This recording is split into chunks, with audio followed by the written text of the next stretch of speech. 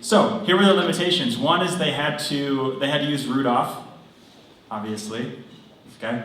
They also had to use their creative discipline. So whatever it is that they do as a creative person, we contacted them and said, hey, can you do that thing for us? And most of them said yes. Some said no. We'll get them next year. The other limitations are they had their presentation is divided into 2 parts.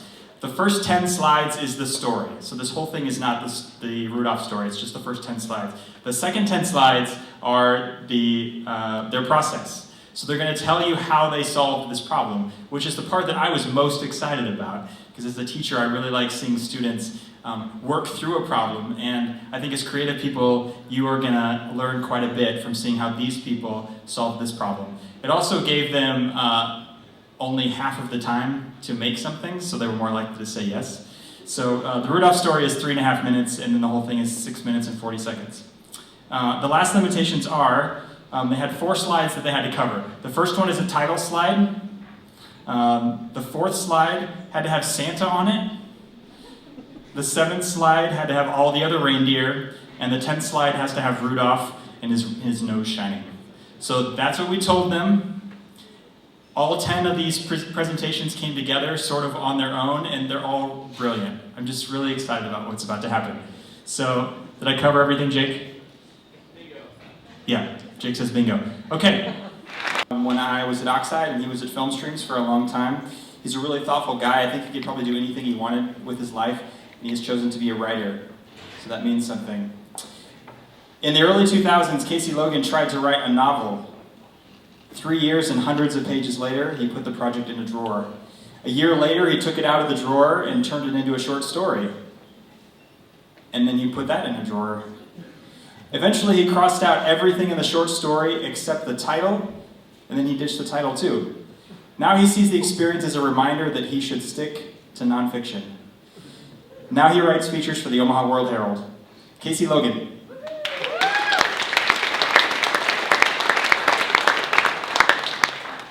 So a few years ago, I met a man who introduced himself as a representative from the International Association for Cod Fishermen.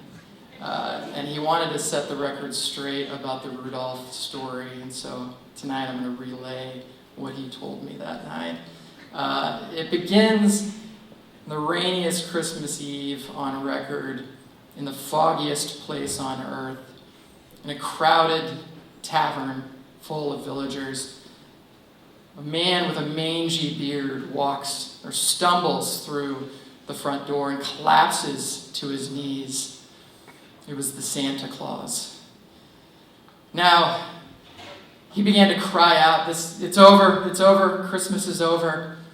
He explained that this was the worst storm he had ever seen, the worst rain he had ever seen. It drove him and his reindeer out of the sky. And now he'd just fallen into despair. Now, the children and the parents in the town were all asleep at home. They were blissfully unaware that the embodiment of Christmas now lay on the floor, sobbing. The people in the bar were all in their 60s and 70s and 80s, and their eyes welled up with tears, except for one man, an old cod fisherman named Adolph Red.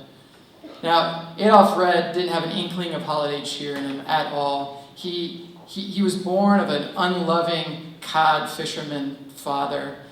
And if there was a naughty list, Adolph Red spent his entire life on it. He was a rude little boy who grew into an ill-tempered old man, an old cod fisherman again. And so, he sat with his back to the bar, unaware of the panic surrounding him as everyone was worried that Christmas was coming to an end. Even the reindeer were worried of what tomorrow would bring.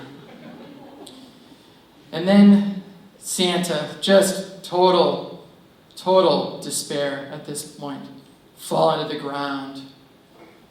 And Adolph Red finally rose to his feet.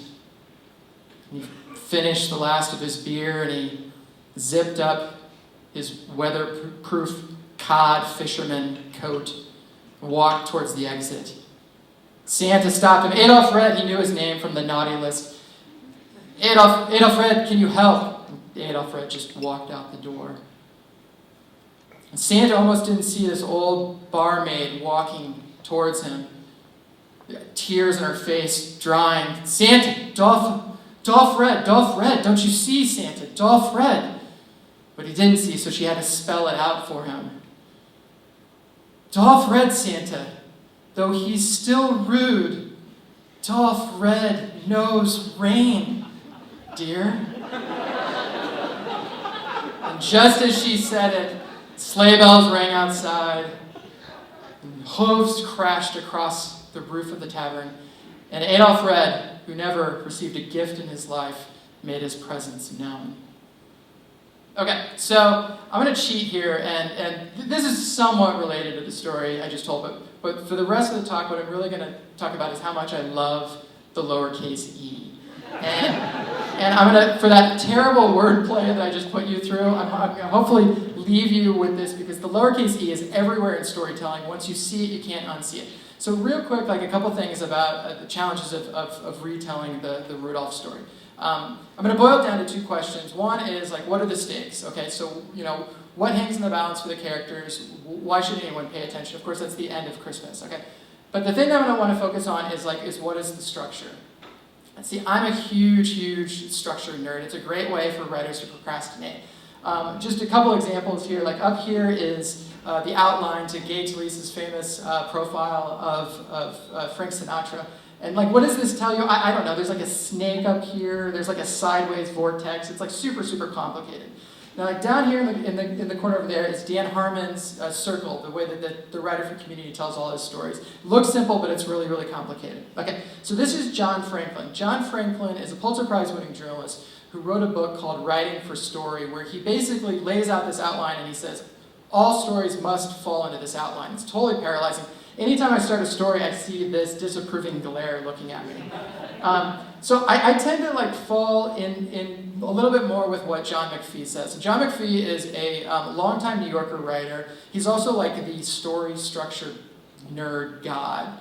And he's actually the one that coined the lowercase e. I'm going to talk about that here in just a second. Okay, so the lowercase e. It looks like a really janky, lowercase e. But when I look at this is like the storytelling strand of DNA. Okay, so what's going on here is, I'm going to point. There is the start of a story, okay? And so what you do is you start as close to the end as possible. That can vary how close you want to start to the end. But what you do is you start there, and then you loop back and tell the story, and basically what you want to do is come back and arrive at where you started, and then you carry through and follow to the end. Okay, so if you're a fan of Breaking Bad, there's like all these great episodes, all those cold opens begin. It's an example of that. Okay, a couple other examples. I'm going to skip over the first one. It doesn't have to be just the way that a story is, an entire story. One of my favorite magazine openings ever is Chuck Klosterman's profile of Val Kilmer. They're staring at Val Kilmer's buffalo on his ranch in New Mexico. And then Chuck Klosterman circles back and tells this story about how they get there and then carries forward from there. So it's a great example. More recently, there's a Radiolab episode called Blame that uses this perfectly. Basically, it opens with a man and woman, they're at home. Homeland Security knocks on the door. The wife is freaked out. The husband says, I've been waiting for you. And it's a great beginning. And so you circle back and get back to that. Okay, so I'm going to leave you with this. All right, so the reason that I love this so much is it does three critical things for storytelling. You have your beginning, you have your end, and you have your trajectory of how to get there. But one of the things that's really cool about it is that one of the challenges with writing is not what to leave in, it's what to leave out. And so you have your beginning, you have your trajectory, and then you have your end, where you're going. So, thank you.